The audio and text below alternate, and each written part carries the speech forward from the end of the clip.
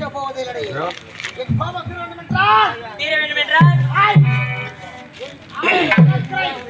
ஒரே நாள் செய்ய வேண்டாம் சொல்லுவா. செய்து முடித்து விட்டாயா? நெல் மணிவன் என்ன செய்தானே? காய வைத்து காய வைத்து காய வைத்து காய வைத்து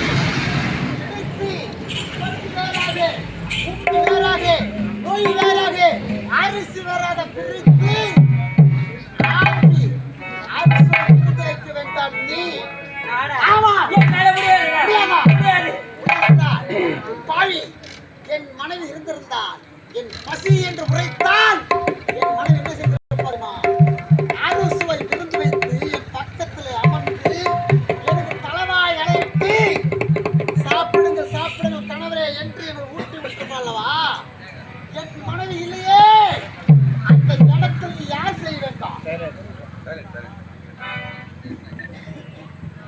நெல்லிக்குப்பம்